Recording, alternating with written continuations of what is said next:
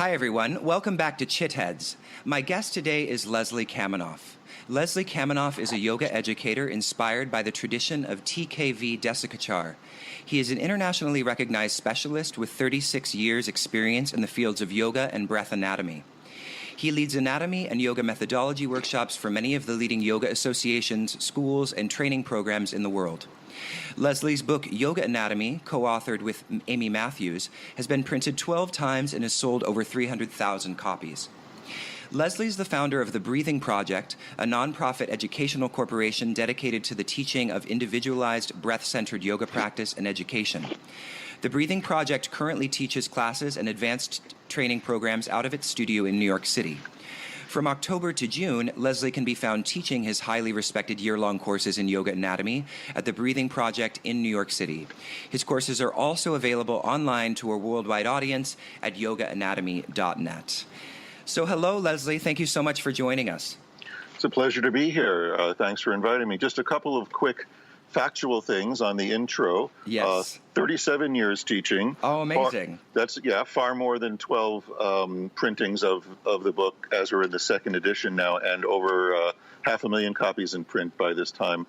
Plus, as of now, which is August 2016, there is exactly 1 year left to the programs that we teach at the Breathing Project, because we are closing the studio this time next year. Oh, you are? You're closing the studio. Why is that?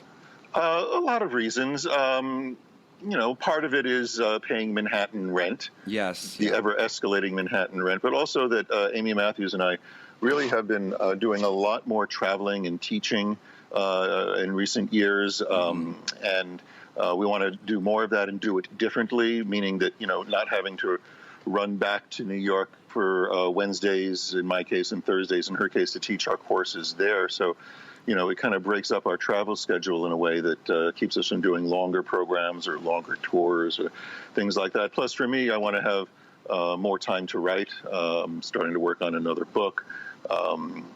So basically, it was time. It will have been 13 years when we closed the studio, and we've had a really, really good run. And we announced the decision last fall to let everyone know way in advance, and that's what we're doing.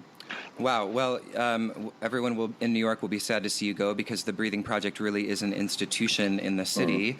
And so for anybody listening who does have access to New York City, lives close by, take advantage of taking the final courses before they close next year. Well, thank you for that. Actually, the one person who won't be sad to see us go is our landlord, because he's going to jack the rent way up once we leave. Ah, I see. Well, okay. So, one thing, having 37 years experience in yoga in New York City, especially because you have been here all 37 years, is that correct? Except for a 3.5-year stint in Los Angeles in the early 80s, when I was still working with the Shivananda organization. I was transferred out there in spring of 81 to run their Los Angeles community. And after I left Shivananda, I stayed on in LA for a few more years, did a lot of work in sports medicine, and basically came back to New York after the Summer Olympics were over in 84. So other than that, I've been pretty much based in New York City my whole life. Well, you really have seen then, in those 37 years, a radical transformation. I mean, really the dawning of what might be called a yoga scene, and then the evolution and the transformation of that scene into the kind of popular fitness-focused yoga scene that we, have today. So I'm sure you have a lot of opinions on that. So I would love to hear kind of your own, personal narrative, how you got into the practice, and then weaving into that story your own kind of thoughts about this shifting milieu of the yoga scene. Sure. Well, that's a pretty open-ended question. Well, first of all, you've been using the term yoga scene, and it's always been a scene. The real transition, I think, is when it became an industry. Yes. And when the word industry started getting applied to it. Yeah. And for my personal history, having mentioned my time in LA, I got to see the precursor to that, because there was a fitness scene always in various places and various ways in the world, but it was in the early 80s and in large part centered around some of the things I was involved in Southern California that it actually became an industry.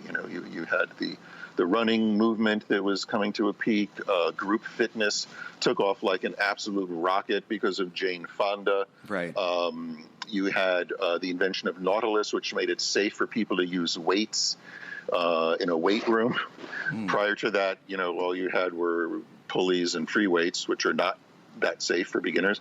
And you had the Olympics coming in '84, so all of that was coming to a head when I was out there, and you began to hear this phrase, fitness industry, along with a lot of demand for instructors, and a rush to provide those instructors, and the training was, originally maybe not so thorough or detailed or safe. So eventually trade organizations sprung up that certified training standards and so on. And so you can see how this was, 10 years in advance of all of these exact same issues coming to the fore in what we now call the yoga industry. And I did have a unique opportunity to participate in the creation of the 200 and 500-hour standards that we now use with the Alliance for the yoga industry. So that was something I was kind of positioned to take part in right at the beginning. And it was interesting seeing, my world, the yoga world, going through pretty much the same sorts of changes and responding to the same market forces that fitness had done 10 years prior. So what was the kind of situation then that inspired the dawn of Yoga Alliance? I mean, what was kind of the state of yoga at that time in general? Okay, so we're talking about sort of early to mid-'90s being that time when you started to hear the term yoga industry. Right. And it was in the mid-'90s that this conversation really started heating up. At that time, I had been serving for a while as vice president of a group called Unity in Yoga. I don't know if you've ever heard of them. Yes. And we were the ones who were putting on conferences before Yoga Journal got into that business. And so the last conference that Unity in Yoga put on was '94. The first one Yoga Journal put on was '95. And in that transitional period of the conference production, at these conferences, this conversation started coming up amongst senior teachers and folks who are out there bringing yoga into all sorts of different environments, not just into the fitness industry and gyms and clubs and things like that, but also more medical environments. So a good example of that was the Ornish program, which I think everyone knows about now for preventing and treating heart disease. And a very large component of it is yoga, meditation, relaxation, lifestyle. And the two people who actually designed the yoga component of that, Nishala Devi and Yanni Chapman, were friends and colleagues of mine from Unity in Yoga. And they were reporting back to us that, they would roll into a town or a facility, a hospital, whatever, that was basically installing the Ornish program. And their question would be, okay, now who are the local yoga teachers in our community who can come in and teach that component of the Ornish program? And they're like, I don't know, look in the yellow pages, look at the back of Yoga Journal. There was no centralized listing. There was no standard for training. And so they were dealing with the world of accreditation and licensing and standards and regulation and all of that. And so this conversation arose within, the yoga community. Some of the senior teachers who show up for these conferences, like, you know what, if we don't set some kind of standards for our trainings, there was a fear that it would be imposed from the outside by someone else, So there was a certain fear element of, like, if we don't get our act together, someone's going to do it for us and we may not like it. I see. So fear and there was a certain amount of loathing as well, to stick with that line of thought. And the loathing part came in, and again, a good example of that would be what Beth Shaw was doing with Yoga Fit. because I talked about how in the fitness industry there was, the need for instructors outstripped the supply at a certain point, and people jumped into that opening in the market to provide it, and the standards came later. Well, Beth did exactly the same thing with yoga, keying off of the fitness industry. She was like, hey, we need more yoga instructors at these health clubs, and we already have people in these health clubs who know how to run group fitness. They're called aerobics teachers, and we can give them a weekend training that will allow them after this weekend to go and teach a yoga class, and that's how Yoga Fit was born. And so you can imagine the reaction of that to some of the more senior people who had been, training in their entire lives to teach yoga, and were training other people to teach yoga in certainly more than a weekend. So there was a certain, we've got to stop Yoga Fit from doing this sentiment as well. That's the loathing part. It's like we don't know how many hours it should be. What we do know for certain is that a weekend is not enough. Yeah. So those kinds of conversations were happening in the mid-'90s, and resulted in the formation of what's now known as the Ad Hoc Committee. I took part in the last couple of meetings where the standards were actually settled upon, and the number of hours in each topic. And the interesting thing, which intersects with my personal history, is that when the decision was made, which I didn't agree with, by the way, to form an organization that would administer these standards, what became available was Unity in Yoga's 501c3, because it had become inactive. It wasn't producing conferences anymore. So basically, Unity in Yoga is the Yoga Alliance. It did a name change and simply kept the same legal infrastructure, and became the Alliance. So I got to resign from both of those. So that's interesting. It's interesting to hear you say, and I'm actually kind of, it's refreshing to hear you say that you said you didn't actually agree with the choice to develop an institution that administered these standards, because I feel like there's the general criticism of Yoga Alliance is that it seems to be an accreditation in name only, and that really like the accountability and the quality of the standards, the quality of many of the yoga schools is really not that. It hasn't been heightened simply because it has Yoga Alliance attached to it. In fact, I've done applications for Yoga Alliance schools twice, and I think the programs I did them for are definitely of quality. But I could see in my own application process how easy it would be to simply write something down. And then put out a really bad product. So what is the Yoga Alliance really just kind of an institution in name only that we're kind of giving money to do something that nobody really knows what it is? Well, actually, okay. When we talk about the alliance in this way, we have to distinguish a couple of things from each other. Okay, because you can't lump everything into the conversation now about the alliance like we used to. Sure. Okay, because number one, the alliance used to be just one thing, and it was the registry. Okay. And it was doing a pretty shitty job at that. Right. And it was just not being responsible to its membership in some major ways. So we have to talk about the alliance for, in one sense, from when it started up until when Richard Carpel became the president, because it was just a continuous decline in accountability and functionality and basic acceptance by most of the people who were looking at it critically. When Richard came on, he did a very good job of seeing what the problems were, reaching out to actively mend fences. He called me for a 3-hour conversation to introduce himself, and he did that with a lot of people that had been highly critical of the alliance and basically agreed with our criticism. And shortly after that, the alliance became two things.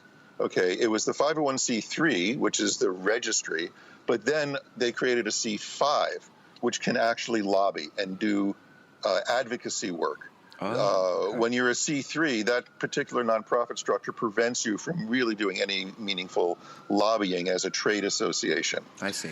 And so that's when the alliance became these two things, and I think a lot of people still don't realize that. And once they had the C5 in place and they could do some active work, then they had to come up with what their actual policy was regarding things like regulation. Are we for it? Are we against it?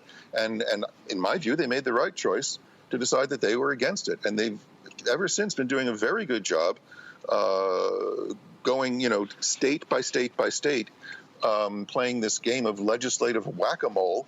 Whenever a state wants to start regulating yoga teacher training programs as vocational training, they go in there with their resources, with their community organizing. They go right to the state legislature, and they have, in every instance that I know of, managed to keep that from happening. Now, here in New York, without really the help of the Alliance, because this is back in the more of the dysfunctional days of the Alliance, we're talking about '09, the New York teachers self-organized.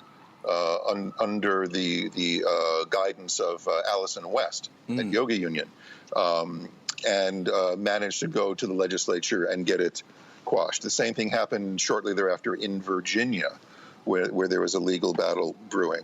But, there was a concerted, organized effort on a state-by-state basis for these secondary education regulating agencies to bring yoga in under their purview. And as far as I know, every state that's tried that, it's been reversed, either reversed or not enacted. Texas was enacted, then it was reversed later. So, my criticisms of the Alliance at this point may be confined to the registry, or not so much their policy in terms of the lobbying, but maybe how they're communicating or how they're, enacting some of these things. But fundamentally, it may seem like I've gone over to the Alliance from having been a very strong critic to actually supporting them. But in essence, they've come over to me because I haven't changed my view from the beginning. Well, and I think what you're saying, which is really refreshing, and thank you for clarifying that, is that I think that what you're rightly pointing out is that generally the perception of Yoga Alliance by many people that don't understand what you're explaining is that it's a regulative organization and nobody wants to have, regulation over their yoga. Well, the Alliance doesn't regulate anything. Right. They administer a registry. Right. Regulation is something only the government can do, because regulation implies the ability to enforce the regulations, and the only entity that actually wields that kind of force is the government, and that's what we want to keep out of yoga. Yes, exactly. And what you're saying is that actually Yoga Alliance has been protecting us against that kind of regulation. Yes. Wow. Yes. So that's refreshing to know. Good. Mm-hmm. Yeah. Okay, so let's move into more of what your kind of, the spirit of much of your work is, which is anatomy. You've written this very seminal text for all yoga teacher trainings, Yoga Anatomy. I think I haven't seen it not included on any yoga teacher training list. So, what is, what led you into this deep study of anatomy? How did your practice move into this really deep study of anatomy? And then I would love to kind of hear, what you think are some maybe pervasive misunderstandings about the breath and the body that you've, sort of come to realize through this work. Well, you love these big, wide, open-ended questions. Oh, yes. Don't you? Yes, I do. Yeah. Okay. So to take the first part of it, what led me to anatomy was curiosity. It wasn't any kind of formal education of any sort. In fact, I've had very little of that. I barely got out of high school, actually, through an alternative program that was available at the high school I was attending. This was the 70s. They were experimenting with things like, well, can we give these kids credit for, I don't know, tree climbing or something, just to keep them, dropped out, but in school dropped out. And I kind of graduated from a program like that. So I've always been an autodidact. I've never not been educating myself. It's just that I don't function well in other people's structured learning environments. Yeah, I hear you. Which makes it all the more ironic that, I started what eventually turned into a structured learning environment at the Breathing Project. So I was always curious, and I got involved in yoga in 1978 when I was 20. My dad invited me to a class. He had started to take yoga. He had a sort of a midlife crisis. He was turning his life around, and yoga was part of it. So he invited me to take a class at a place that's still here in New York called the Shivananda Yoga Center.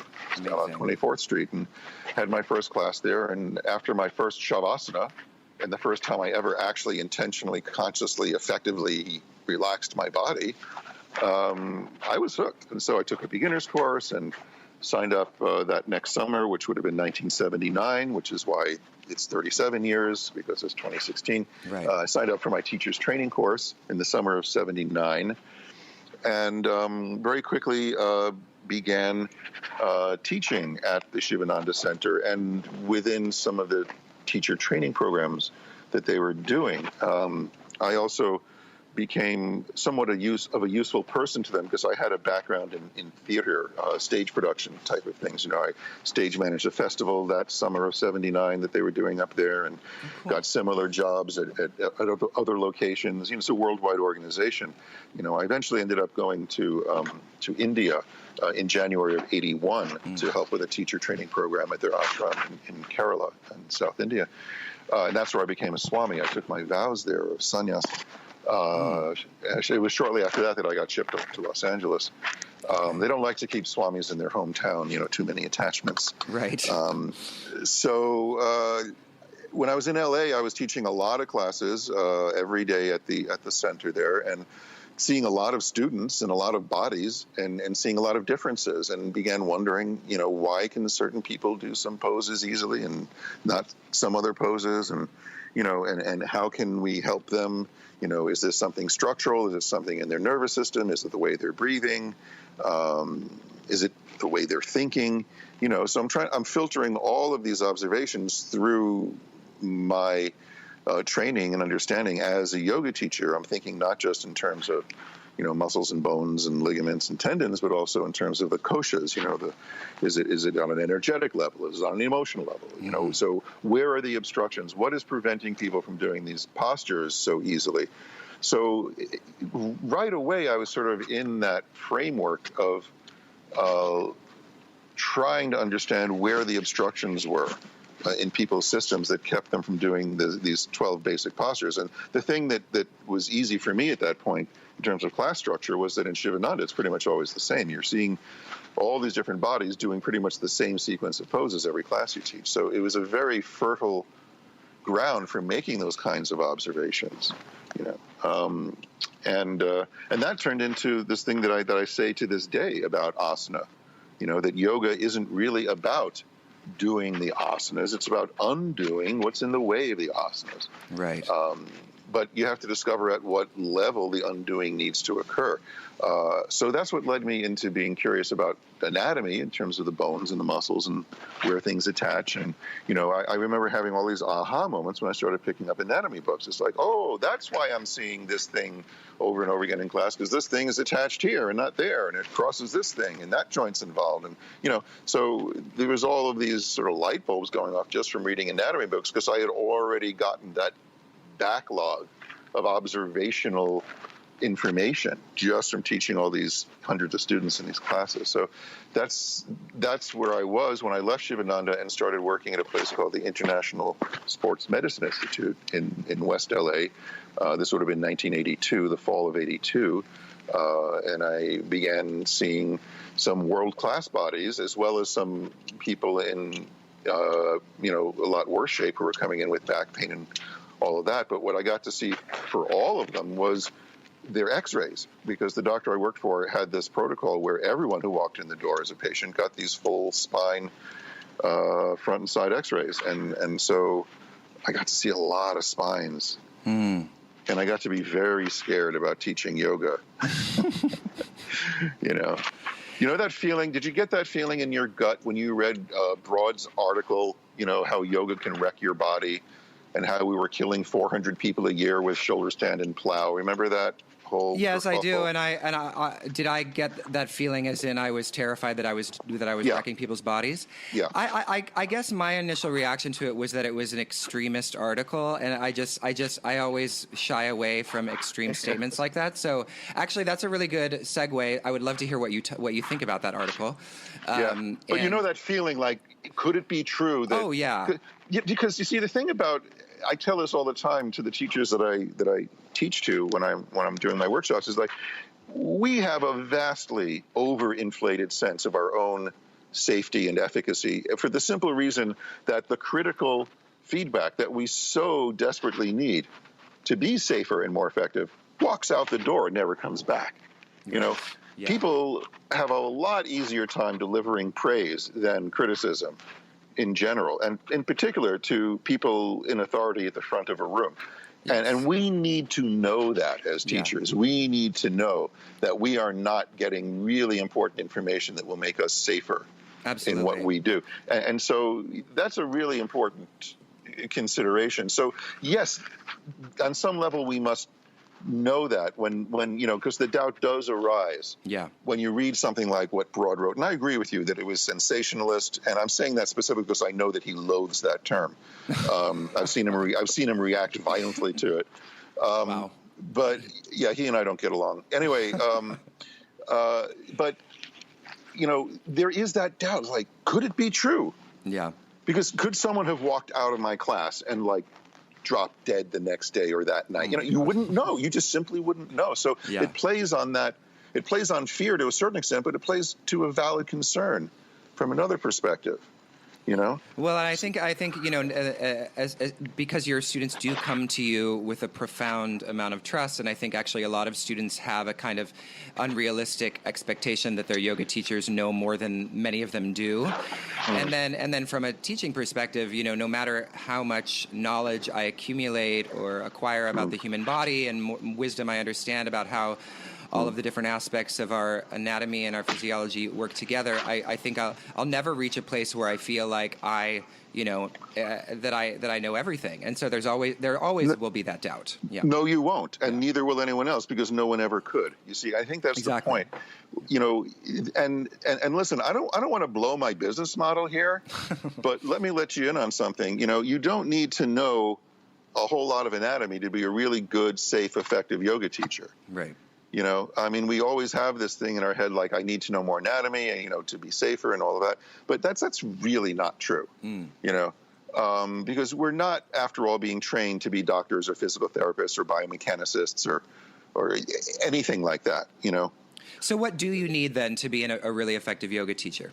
You need to have a willingness to open your eyes, to open your heart, and to be with somebody in a way that helps them to focus on what's going right in their systems rather than what's gone wrong. You know, and to me, that's the primary quality, and in essence, the main therapeutic benefit that we can offer people.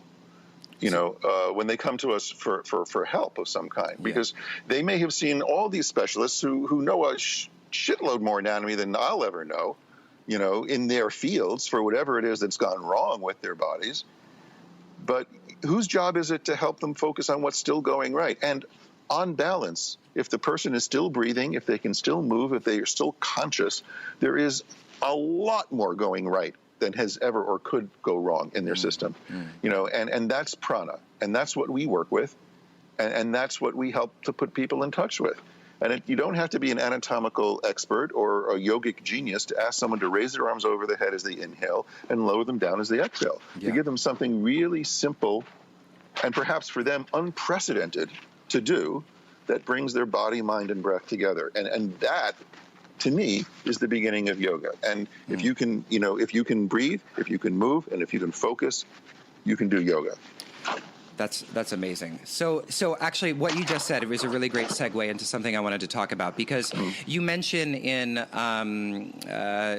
sort of in our email correspondence that anatomy is a story that's told with a sharp instrument, and so when you're talking about prana, when we look at Western anatomy, there's no prana, right? There's no prana in at the heel of that blade, so to speak. So how are we, you know, what is different about your approach to anatomy, given that you've come to anatomy from this more subtle anatomical perspective, this more like Eastern perspective?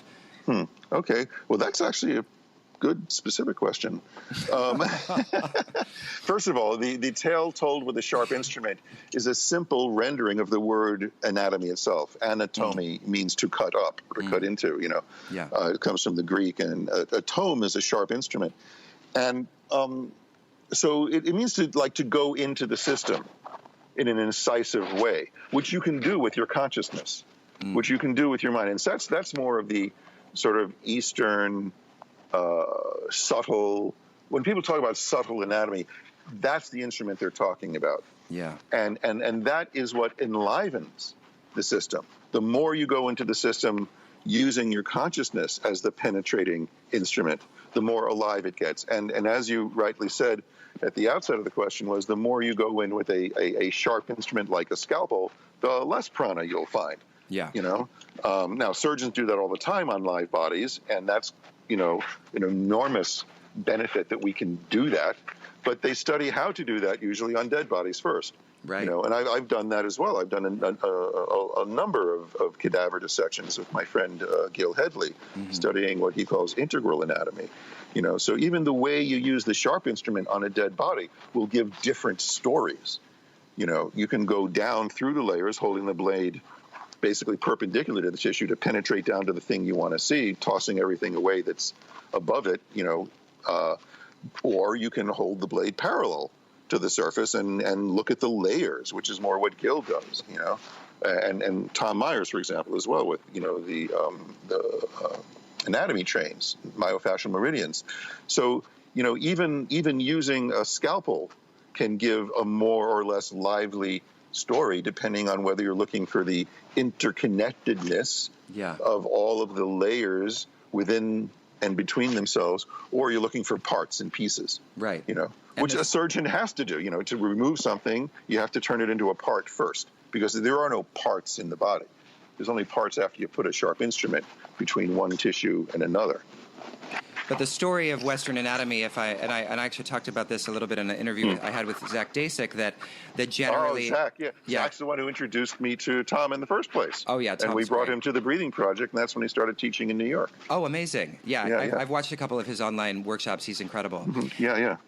So one of the interesting things that I heard, or what he talked about when we had our conversation, was that the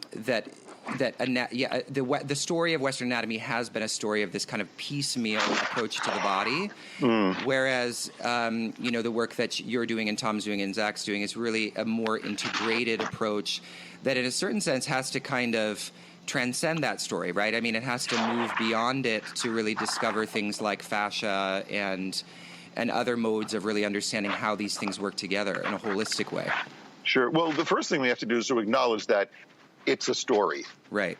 And that any model or system that we come up with about the body is a story. Right. And it is a map.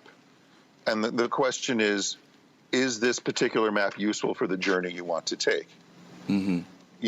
Like if I want to take a walk around New York City and see all of the architectural landmarks, okay, the subway map will be of limited use. It'll tell me how to get where I want to go, but it won't tell me where the landmarks are, or who the architect was, or what style the building was built in. If I have a topographical map, however detailed it is, of a hike I want to take, I can't lay it on the floor, walk on it, and say that I've been to the territory. Right. If I have a treasure map, right? You see, think of all the different kinds of maps you can have and all the different kinds of journeys you would take. Yeah. But in the end, you need to be in the actual territory that the map got you to and helped you navigate. You can't just lay it on the floor and walk on it, regardless of what kind of map it is. So they're all stories, they're all maps, but the map is not the territory. Exactly. And the real question is the story useful? Does it help? I mean, when you're doing therapeutic work like I do in the yoga and the bodywork field, the real question is this story helping to reduce dukkha? Is it helping to reduce suffering, for this person in this moment? And that usually is about helping them find their story, or find that part of their suffering is because of a story that they don't realize is a story that they're mistaking for reality. So recognizing that anatomy is a story helps us see all the stories we tell ourselves. And we can't avoid it. It's not like it's bad. The question is, again, is it useful? And when you use the map metaphor, it becomes pretty clear. Yeah, it really does. So What I think also what's helpful about seeing all of these things as stories and maps is that, people have a hard time sort of understanding the utility of, for example, the subtle body map, because they have normalized or naturalized the Western anatomical map and story, and they don't understand that it's serving a particular utility, and that the subtle body anatomy is serving another kind of utility. Sure, but I wouldn't make a distinction between the two. What is subtle other than your ability to introspect and receive the information that's being generated by your anatomy? This is why it's been so wonderful all these years working with Amy Matthews, because aside from being a certified movement analyst and all the other things that she does and the anatomical genius that I believe she is, she also teaches body-mind centering. She works very closely with Bonnie Bainbridge Cohen, who was a developer of body-mind centering and does a lot of teaching alongside with and sometimes for Bonnie. And, in body-mind centering, basically you take the body and its different systems as a map to go in and have an experience, can I experience the qualities, the mind, if you will, of my skeletal system right now? What does it feel like when I put my consciousness in my muscles or my lymph or my endocrine system or my organs or my fluids, or my nervous system, right?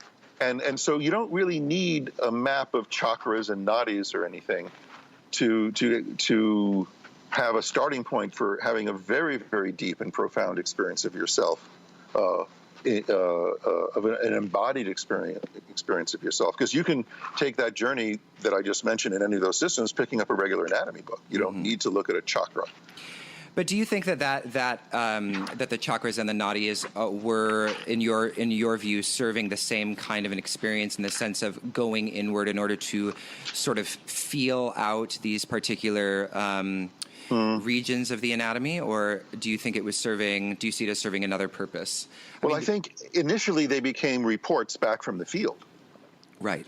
Yeah, exactly. If you think of the original explorers who sailed the seas and found the continents and the coastlines and all of that, they came back and gave their best approximation of what they saw.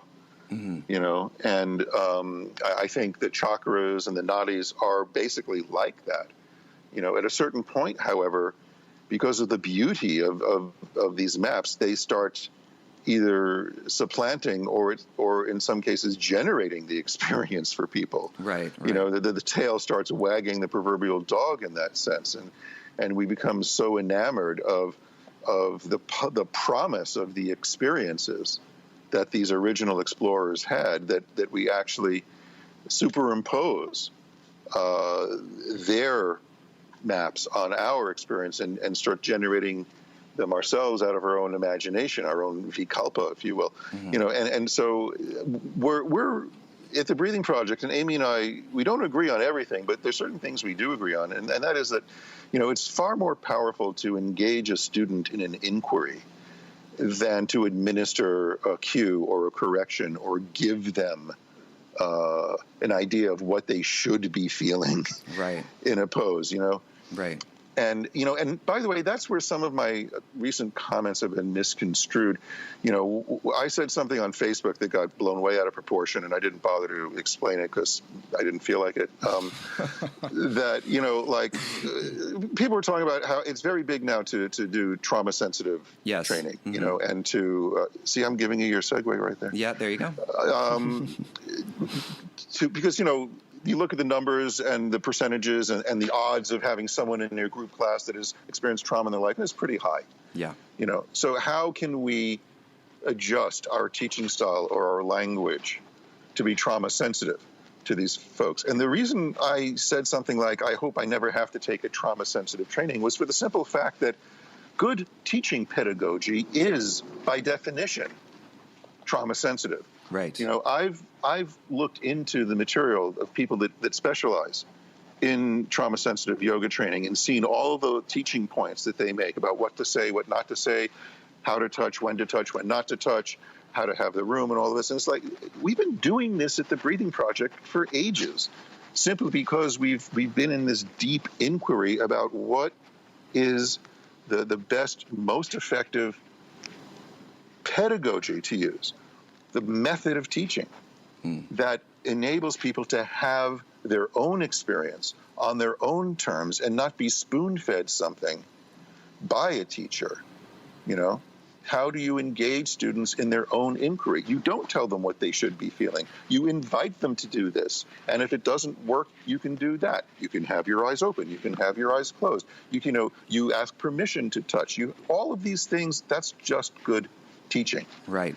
So, when I made that flippant remark about it, I've never taken a trauma-sensitive training, and I hope I never have to, that's what I was saying. Yeah. If I'm a good teacher, I shouldn't have to. Right. So, well, this is a good. I'm glad you're segueing into this conversation because it was actually where I wanted to move next. And so as you've been studying now for decades, that the body and the breath are conditioned by certain traumas and history and historical context and socio-political position, what have you. So in this kind of milieu, in this way that we are intersected by a variety of determining factors, what is the role of free will? I mean, do we have free will when we are determined by all of these different experiences and things outside us and inside us? Well, that's a really big conversation, and that's a very deeply philosophical conversation, and that's a topic that I have been engaged in a deep in many cases, devastating inquiry for many, many years, and have come up with some useful answers for myself. But number one, this is an inquiry that a person needs to be interested in engaging in for themselves, right, instead of absorbing the answers that are given to them by all of the factors that you mentioned. Yeah. You managed to, without naming them, hit on a lot of these sort of academicized ideas like intersectionality and all of that in your intro to the question. And there are people that have a vested interest in promoting the academic answers to these things, which frankly, if you trace them back, come out of the philosophy departments of universities. Yeah. And the sociology departments and, yes. and so on. And, that's really not, in my view, where to find answers to such vital, important questions. I looked in all sorts of places, and initially I was deeply involved in the study of Eastern spirituality and philosophy. And, I showed up to my first seminar with Desikachar with no less than 2 different translation and commentaries of the Brahma Sutras sitting prominently in front of me so that he could be sure to see that I had them. I was such an asshole. I was trying to make a point that I was worthy of being his student and blah, blah, blah. And it was to his everlasting credit that he never really, related to me based on the way I was presenting, thankfully. But later on, when I became closer to him and got to really work on some of this, he modeled this thing that I was saying earlier about handing the inquiry back to the student, and I was struggling mightily with these questions, most particularly during the month I spent living in India and going and seeing him every day. And we weren't doing asana. He handed me off to his wife for the asana part. We were doing philosophy work, and these were really, really important questions to me, and it had to do with the nature of consciousness, from an Eastern perspective and from a yogic perspective in particular. I was having a real problem with the Purusha Prakriti thing. Yeah, me too. Because this is a dualist view, yeah, which is at the root of yoga metaphysics, which it borrows from Sankhya, which is, by the way, not in agreement with Vedanta, which Exactly. Desikachar was very fond of pointing out to Yeah. people. He would often quote, there's a specific passage in the Vedanta Sutras that refute yoga because they've refuted Sankhya. Yeah. And I got hung up on the idea of buddhi. Now, buddhi was for me this very confusing principle, and it seemed like a jerry-rigged workaround to the fundamental problem of Purusha and Prakriti. Purusha is consciousness, but it's unconditioned, eternal, unchanging, ever apart. Yeah. Right? And then you have Prakriti, which is exactly everything that Purusha is not. It is mutable, it's changing, it's temporal, and it's dynamic, whereas Purusha is passive, right? And so you have these two principles, and they're supposed to have a relationship. Yeah. And exactly and precisely because of how they are defined as not possessing any qualities that the other possesses, by definition, they're incapable of having a relationship. Yeah. And thus the concept of buddhi arises. It's somehow this interface between Purusha and Prakriti. And this was just confusing the hell out of me. And so, I take this to death. By the way, I was reading, at his suggestion, a treatment of the 6 darshanas at the time by Professor Haryana, which is just impenetrable. There's a certain style of Indian scholarship when they're writing about these things, which is just so convoluted. Really? Yeah, it makes Matthew Remski seem like Basho by comparison. Seriously. What's the author's name again? I want to write it down. Professor Haryana. It was an overview of the 6 darshanas that he recommended to me. Okay. So I'm reading that, but I made the mistake of reading it alongside, because I needed breaks, alongside Ayn Rand's Introduction to Objectivist Epistemology. Oh no. Oh yes. Right. Now this is a recipe for insanity, basically. Yeah. And so, but she did some really important original work on the theory of concepts, in that work, completing basically Aristotle's view, which is the anti-Platonic view. Right. And the Purusha Prakriti thing is actually a Platonic view, yes. where you have and it goes to Kant, who had the phenomenal and the noumenal and all of this stuff, right? So, you can see the struggle in philosophy as this eternal battle between Plato and Aristotle from a certain perspective. Yeah. So here I am, having this raging, epistemological war in my own head. And so I take all this confusion, Desikachar, with the simple question about Buddha. What's the deal? Buddhi, what's the deal? I don't understand it. And he said, and I laid it out pretty much the way I did to you. They can't have a relationship. And so the first thing he said to me was, that's a good question. Maybe it's the question, but that's a good question, he said. And no one's come up with a good answer to it yet. And I'm like, what? No, wait, your father? You? Patanjali? Buddha? Shankaracharya? Like, no one? This is what I'm thinking. I'm not just blurting all this out of my head. I was very reserved around Desikachar. Yeah. But this is what's going on in my head. But then the next thing he said was, well, if this question is important to you, then I would say, what does your experience tell you about this question? And he phrased it very carefully. He didn't say, what do you think? I already told him what I thought. I was fucking confused, But he said, what does your experience tell you about this question? Yeah. And so in my head, again, not out my mouth, I'm going like, who the hell am I to have an opinion about this? I'm just, if Buddha and Shankaracharya couldn't figure it out, But then it occurred to me that what he was really saying was that, listen, if this is an important thing for you and you're confused about it, who are you not to have an opinion about it? And base it on your experience. And so that led me into a couple of things. Number one, it serves as a role model for me as a teacher, that the way he handled me in that moment. was to hand the inquiry back to the student, as I've been saying. That's sort of the template for the pedagogy that I've been describing, that I try to model with the people I teach. But the other thing it led me to was this inquiry about, okay, what is my experience? My experience is I have a body and a mind, right? I have consciousness and I have a body. And they clearly have a relationship. Yeah. Right? Yeah. There's no question about that. So I have to start this inquiry from that experience.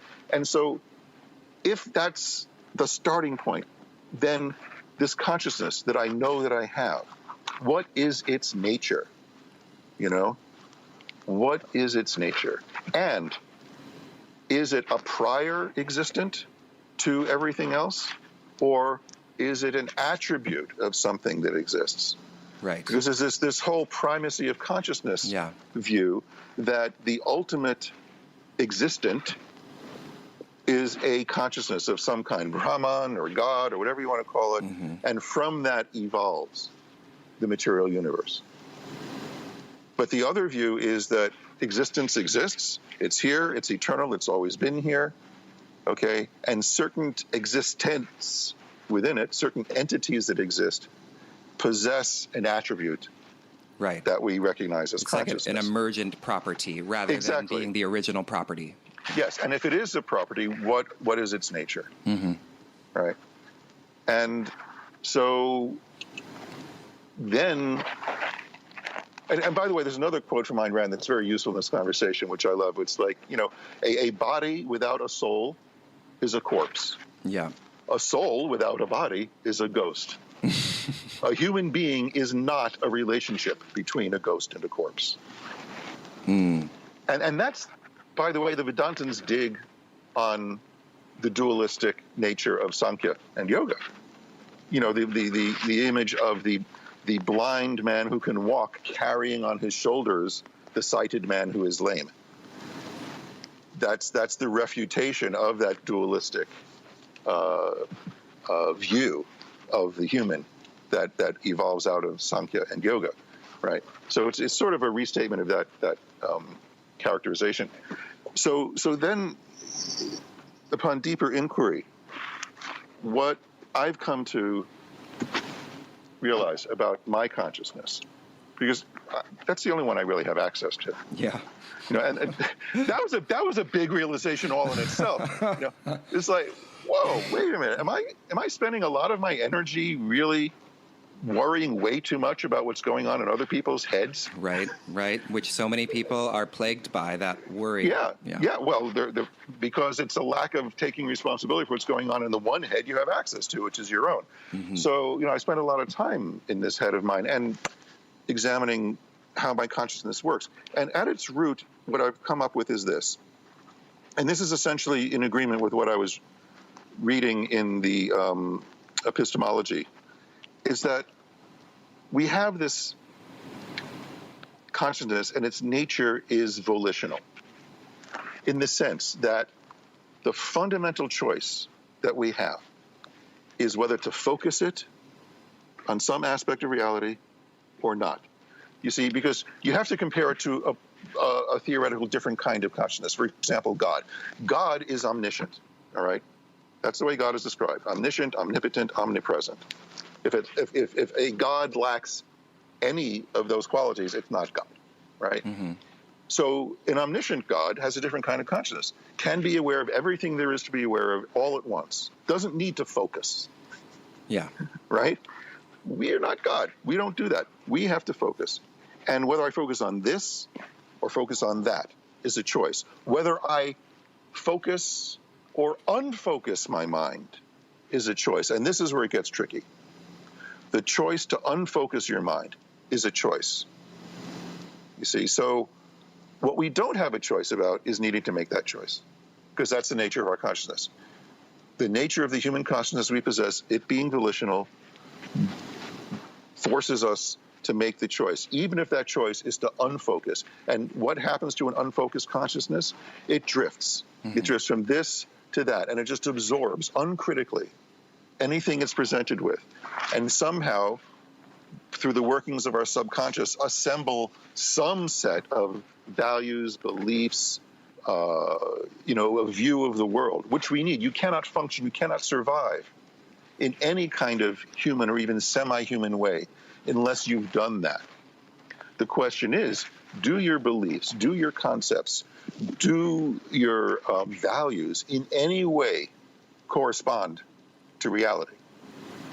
And if you're drifting most of the time, there's a pretty good chance that they don't.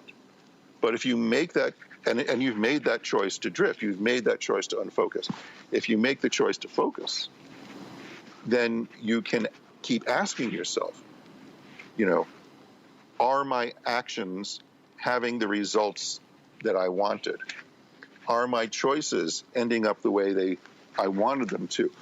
Are my values corresponding to my observations about how reality works? And that can only happen if you make the sometimes incredibly difficult choice to focus. And this is where the trauma thing gets very, very tricky, because for people that are subjected to severe trauma, quite often the thing that helps them to survive that without being destroyed is to unfocus, right? Mm-hmm. But it's also possible that you could go into hyperfocus, which also happens, okay? I have some good friends who were subjected to horrible, horrible, like stuff you can't even imagine things when they were young, who turned out to be magnificent human beings. I know some other people that had every advantage. They've had every kind of support that a human being could possibly want, emotional, financial, everything, and they're complete assholes, right? Yeah. Right. So the real question is, what kind of choices have we made in the face of the things that we didn't choose or could not have chosen? The nature and the nurture of it. Yeah. Yeah. So it's often presented as nature versus nurture. Mm-hmm. And what is more responsible for how we turn out? And I say that's a false alternative. I say it's nature and nurture. What they have in common is neither of them have we chosen. We didn't choose our genetics, and we didn't choose how people treated us when we were young, okay? Versus how we respond, the choices we made, which, by the way, by the nature of our consciousness, we can't avoid making, even if it's the choice to unfocus. So this is the place I sit. This is the place I stand after years and years of this inquiry, and that's why certain things come out of my mouth when I hear about someone that has chosen to move through the hierarchy of Jiva Mukti, right, as a senior teacher, and ends up making regrettable choices concerning personal boundaries. Yeah. It's not just a reactive, misogynistic, white privileged, severely neurotypical. What else have I been accused of being? Neurotypical? You've been accused of being neurotypical? Oh, extreme neurotypical privilege. Don't you read Remsky? Jesus. Extreme that was Remsky quoting someone else. Anyway. Well, yes. I don't think I've ever heard the word neurotypical before, but I'm definitely going to look that up after this interview. Oh, it's a thing. It's a thing. And, it renders you incapable, by the way, of having a valid opinion about things that aren't so typical for people. I mean, this is what happens when a lot of these conversations happen, is that once you've been labeled as privileged, you no longer have a voice. Sure, so, I can't talk about race because I'm white. Yeah, you know. So basically, I can't talk about other people's brains because mine isn't broken. Right. So yeah. So I guess the response to because I hear what you're saying, and thank you for going on that incredible philosophical journey, and I love that kind of stuff. It's totally where my heart's at. So thank you for talking about all of those different concepts and how they all fit together and how they've informed how you stand on this issue. So then I guess the response would be, and I hear what you're saying is the choice that we have is then to focus and unfocus, and I guess within the context of the Jivamukti thing, the response might be, well, yes, but what was available to her as what she could and could not focus on was narrowly circumscribed, and this would be the situation with somebody who is, for example, grows up in a very poor home in Alabama, has very limited access to resources. Like they do have this free will to choose to focus or unfocus on what's available to them, but what's available to them is very narrow. So then what is then the faculty or what leads us then to move toward maybe a more expansive set of options from which to choose? Because I think that's really what for a lot of people in this conversation, that's what the stakes are. Is that, for example, Holly Farrow is that because she was so kind of. I was hoping to avoid using names, but go ahead. Okay, sorry. I've already called out Remsky, so we might as well I mean, I think everybody knows what we're talking about. Is that the trauma was so it informs her so much that it's become it's completely saturated the range of choices that she has, and I think that's kind of where some of these people are coming from, and that it's the responsibility of institutions to then be sensitive to that. Well, so absolutely. Well, let me just stop you right there. Okay, first of all, I have probably not said enough about how execrable I found the atmosphere at Jivamukti, even way back to the 90s when I decided not to teach there anymore. I see. Okay, and I am on record about that. Okay, I saw the way it was going at its foundations. Okay, back when they started their first teacher training program, started laying down all these rules of what you needed to do to prove you were loyal to them. Okay, so that's when I left. Yeah. Right. And so, some people found it surprising that Michelle Goldberg decided to talk to me because I haven't taught there for over 20 years about Jivamukti, and she talked to other people. I was the only schmuck who was willing to go on record, So that was a lesson for me. It's like, by the way, is anyone else in this article going on record? Am I the only one? These are good questions to ask if you're being interviewed for something that people are actually going to read. Yeah. So, in no way should anything I've said about this situation or free will or anything be interpreted as a lack of criticism for what goes on at a place like Jivamukti and the actions of the specific people involved. Yeah. Okay. Yeah. And and it comes from the top. Right. Now, David and Sharon have been friends of mine forever. Okay, and I've known them and I've seen them build what they've built, and we know that we don't agree on some really fundamental things. Okay. Right. When my explicit mission is to demystify yoga and theirs is to remystify it, that goes to some pretty fundamental divergence there. Do they actually say that they want to remystify yoga? They've been saying that since the beginning. Oh, wow. Yeah. I've put that out there. It's. Yeah, I think I have read that actually. Yeah. So, and I don't think they're going to disagree with that at this point. And which is ironic, really. Just go back to the history a little bit, because in their fundamental desire to remystify yoga, okay, they also brought Patabi Joyce to New York for the first time in ever, and this is like 93, and started people getting involved in this very athletic form of yoga that ended up, re-energizing the yoga scene and putting it into the health clubs and turning it into a workout. So, to a certain extent, what you see going on today in Instagram can be traced back to some of the things that they were doing. Oh, definitely, yeah. So there's an irony there, but that's just an historical thing. They weren't in control of the fact that health clubs, turned Ashtanga into a workout. Right. But,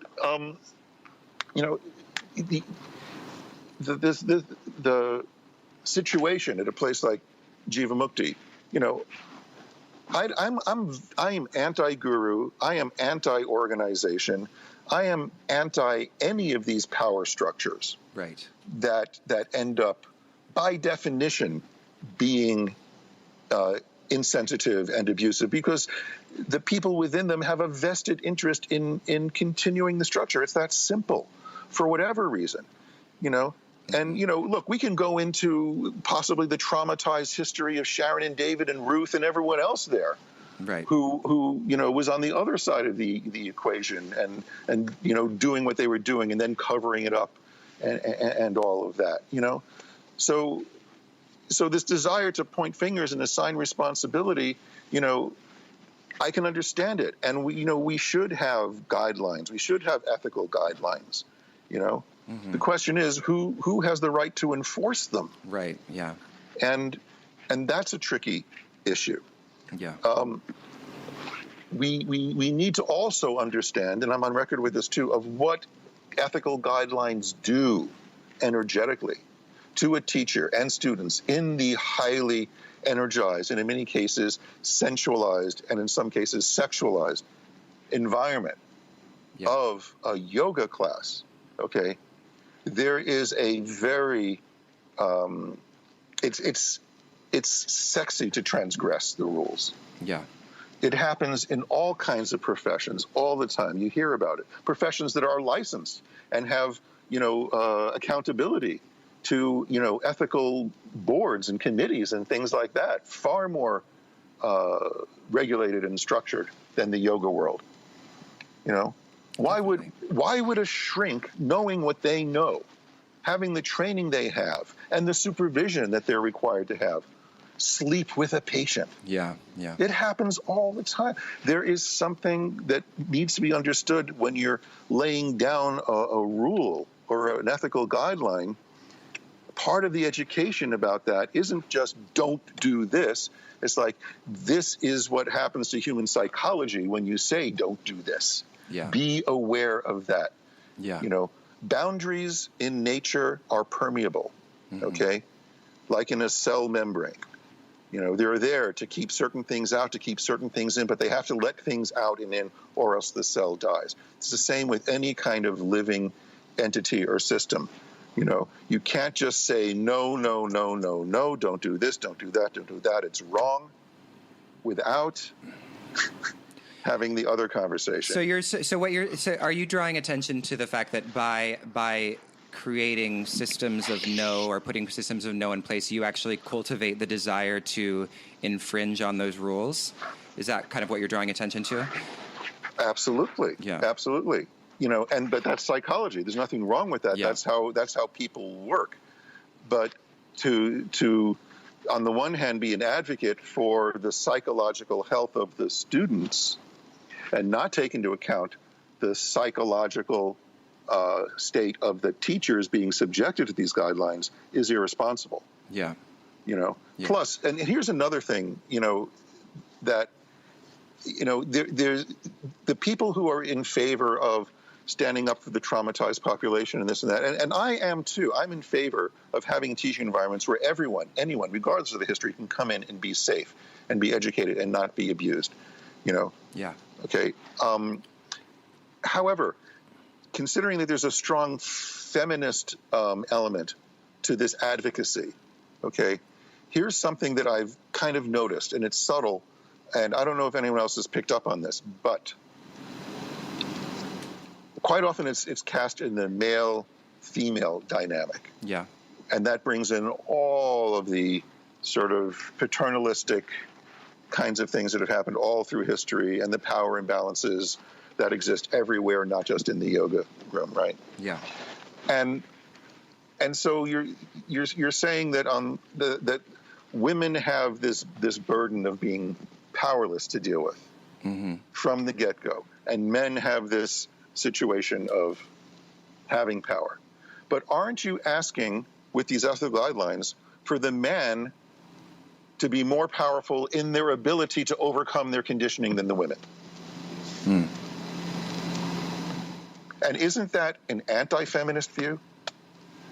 Aren't you saying that men have more ability and should have, therefore have more responsibility, or should have more responsibility and therefore must muster the ability to overcome their cultural conditioning than the women in these situations? I'm going to get slammed for this. I just know it. This is I just see the next screed coming out saying what an asshole I am for saying what I just said.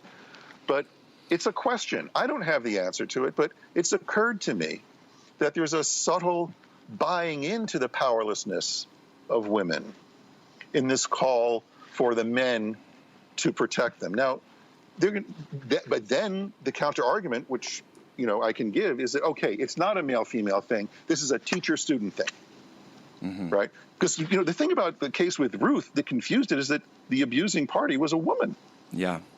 Right. And I have a sneaking suspicion that a lot of the vitriol that got sent in my direction was because, if Ruth were a man, it would have been much easier to make her the villain in this narrative. Yeah. I was the most convenient person with a penis that had something to do with all of this. Yeah. Right. And so, there's another side to all of this is what I'm saying. Because you can come back and say, no, it's a teacher-student thing. Whether it's a male teacher and a female student, or a female student and a female teacher, or a female student and a male teacher, teacher-student is a thing that needs to be acknowledged and respected and protected. And I agree 100%. But let's pull all those other political narratives out of that conversation. The whole feminist thing and whatever else you're going to hear on a university campus, right? And just look at teachers and students and human beings and how their brains operate and how we respond to and react to being told what we should and should not be doing. Let's bring a little more psychological savvy to this conversation and just not make it a political battlefield, because that's what it's become, and it's boring. It's really this conversation has been going on ad nauseum, and it's destroyed the atmosphere on university campuses, and it's put people on witch hunts in the yoga community, and as you described it earlier in our previous conversation, it's like there's a pitchfork-wielding crowd willing to gather behind these various points of view who are just looking to find villains to throw their bile at. And I have been that person recently, and it is not fun. No, I imagine it wouldn't be. Yeah, it's not. But it's also not fun for me to keep my mouth shut. No, and I appreciate you sharing your viewpoints. It will be interesting to see. It will be interesting to see what people think. It's predictable. Unfortunately, it's very predictable what people are going to think. Yeah. But no, I think that you're right. I think that drawing attention to the subtleties of the issue around, and I mean, I would never say that the feminist viewpoint doesn't have legitimate concerns, but I think that you're right, and that in the conversation sometimes there's an imbalance in or a contradiction, actually, is what I think that you're referring to in the belief of empowerment, but that ends up turning around and disempowering the woman in the very argument. So I think that you're right to point that out, but it's interesting. But there's also a certain amount of empowerment in our society in declaring yourself a victim. Mm-hmm. And that, if that's not part of this conversation, it should be. Yeah. Because if you can demonstrate that you've been victimized by whoever it is has been deemed to be holding the power, then you've got a legitimate beef, and you can actually suppress any kind of protest against your stance simply by pointing out, the advantage that your opponent has, whether because they're male or white or rich or any of those things that have become easy villains in the narrative. Mm-hmm. Mm-hmm. Yeah, well, 2 out of 3 ain't bad for me.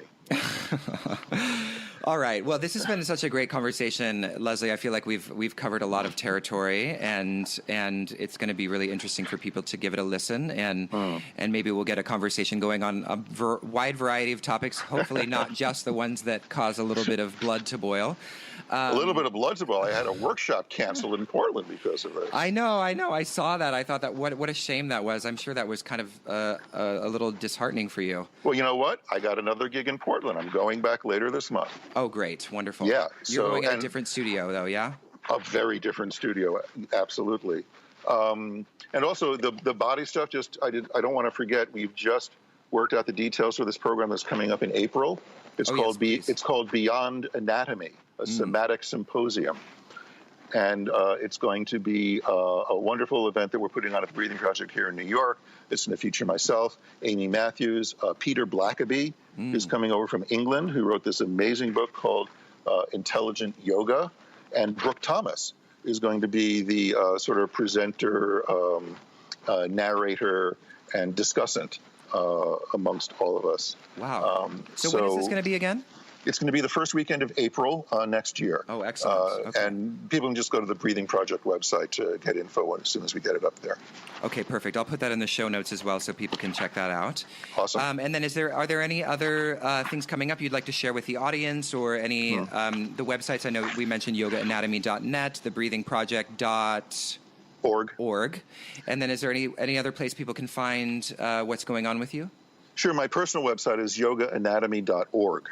Okay. .net, .net concerns the online courses that we've put up, which have been just really just wonderfully accepted by people around the world. We have, several thousand people around the world enrolled in these courses in over 40 countries. So that's amazing. The .net stuff that we're doing, and that to me shows a big part of the future of this kind of education is taking it into places it could never get to. Yeah, exactly.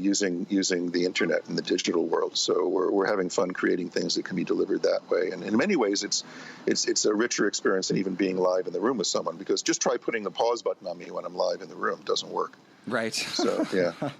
All right. Excellent. Well, thank you so much, Leslie, for your time and for chatting with me about so many interesting topics.